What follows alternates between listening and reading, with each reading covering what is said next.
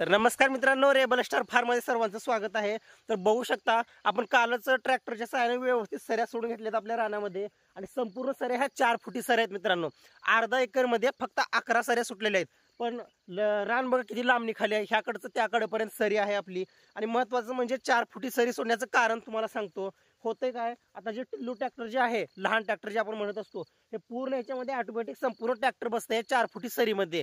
त्याच्यानं रानाची मशागत आपल्याला रुटर वगैरे कुळं वगैरे किंवा आपल्याला बोध वगैरे चढवायचं असेल तर ट्रॅक्टरच्या सहाय्याने आपण मशागत करू शकतो। नाहीतर काय होते तुम्हाला सांगतो, आता ह्याकडेच त्याकडे व्यवस्थित गवत लावलं, ट्रॅक्टर जर नाही जाता आलं, एकतर बैलाला मशागत करावी लागते किंवा तुम्हाला सांगतो भरपूर गवत जर आतमध्ये जर आलं त्या ठिकाणी म्हणावं तसं उत्पन्न आपल्याला गवताचं भेटत नाही, चांगल्या चांगल्या कापणी आपल्याला भेटत नसतात किंवा सुवाबूची व्यवस्थित जर निगा नाही झाली तर 100% ते बघतं म्हणजे आपल्याला वाटतं की बाबा काय उत्पन्न नाही, काय नाही, एवढं काळ्याभोर रानामध्ये एवढं मशागत करून आपण लागवड केली, म्हणावं तसं काय उत्पन्न नाही, काय नाही, असं म्हणजे अडचणी येऊ शकतात।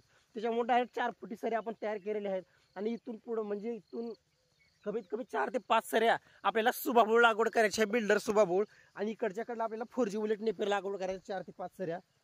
आणि बाकीचा तुती कसं आहे, थोडं हिवाळ्यामध्ये तुती वाढण्यासाठी थोडासा त्रास देते, बघू तरी तुती आपल्याला जेणेकरून एक अर्ध्या सरीपर्यंत तुती लागवड करायची आहे, जेणेकरून आपल्याला बियाणं जर ज्यावेळेस ते तयार झालं आपण पावसाळ्याच्या सुरुवातीला आपण 100% लागवड करू शकतो। तर बघू शकता व्यवस्थित आता सऱ्या वगैरे सोडलेल्या आहेत आपण। बाकी तिकडं स्प्रिंकलरनं पाणीचं आपल्याला चालू आपल्या मेथी घासाला। हे बघा, शेळी पालनामध्ये चारा वैरणीचं महत्त्व खूप आहे मित्रांनो। बघू शकता कमीत कमी आपल्याला 1 एकर क्षेत्र आहे, 1 एकर क्षेत्रामध्ये चारा लागवड करायची आहे। बघू शकता इकडे स्प्रिंकलर पूर्ण मेथी घासाला पाणी चालू आहे, तुम्हाला दाखवतो मी। इकडे बघा हा रेड नेपियर आहे, इकडे रेड नेपियर, हे 4G बुलेट नेपियर। आणि आता ह्याच बेन जे आहे हे आपल्याला इथं लागवड करायची, बघू शकता तुम्ही, इथं संपूर्ण लागवड करून घ्यायची आपल्याला रानामध्ये। आणि इकडे जो आहे तो मेथी घासाला स्प्रिंकलर पाणीचा तुम्हाला दिसत असेल।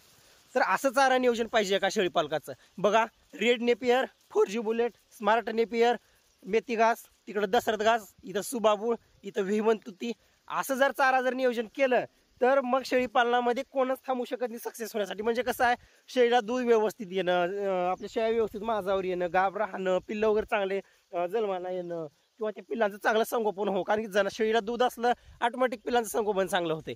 त्याच्यामुळं सांगायचा उद्देश एवढाच आहे की चारा वैरणीवरती व्यवस्थित लक्ष द्या। आणि ह्या ज्या चारा वैरणी आहेत ह्या का फक्त युरिया खतावरती वाढवायच्यात का आपल्याला?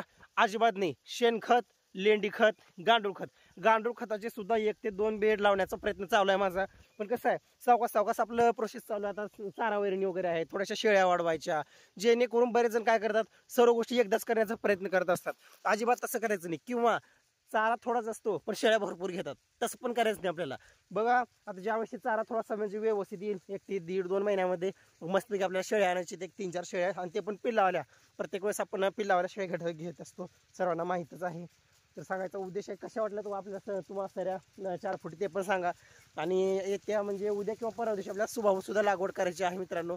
आज रात्रभर आता इकडं बाजूला स्प्रिंकलर लावायचं, पूर्ण रान भिजवून घ्यायचं आणि त्या ठिकाणी मस्तपैकी सुबाबूळ लागवड करायची। हे बघा, सुबाबूळची लागवड तुम्हाला सांगतो, बऱ्याच ठिकाणी काय करतात, पुरं तुरीसारखं जे आपली तूर जी असते त्याच्यासारखं लागवड करायच्या करतात। आणि कोण टोकन पद्धतीने सुद्धा लागवड करते, आपण पण कोणती तरी एक पद्धत नक्कीच वापरू, त्याच्यामध्ये काही विषयच नाही। जेणेकरून आणि उन्हाळ्यामध्ये जर पाणी जर इथंच आपली बोर आहे, बघू शकता इथं बोर आहे, ह्याच बोरचं पाणी इथं आपल्याला सोडायचं आहे। तर अशा पद्धतीचं आपलं चारा नियोजन आहे। आणि जेणेकरून उन्हाळ्यामध्ये आता आपल्याला ठिबक सिंचन थोडंसं करायचं आहे, थोडंसं ड्रिपच्या नळ्या अंतरल्या की व्यवस्थित कमी पाण्यामध्ये व्यवस्थित आपल्या चाऱ्यांचं संगोपन होईल। तर ठीक आहे, कशा वाटल्या आपल्या सऱ्या 4 फुटी सोडल्या ते पण कमेंट करून सांगा, चारा नियोजन कसं वाटलं ते पण कमेंट करून सांगा। आणि सुबाबूळचं बियाणं वगैरे आलेलं आहे आता, ते पण मी तुम्हाला दाखवतो, लागवड पद्धत वगैरे किंवा काय करायचं नक्की। गरम पाण्यामध्ये वगैरे त्याला ठेवायचं, रात्रभर भिजू घालायचं, नंतर सुती कपड्यामध्ये व्यवस्थित ते बांधून ठेवायचं। या सर्व गोष्टी आपल्या रेबल स्टार फार्मवरती सांगणार आहे। त्याच्यामुळं आपल्या चॅनलला सबस्क्राईब करून घ्या, व्हिडिओला लाईक करत चला, शेअर करत चला। भेटू पुढच्या व्हिडिओमध्ये, थांबू इथंच, तोपर्यंत जय हिंद, जय भारत।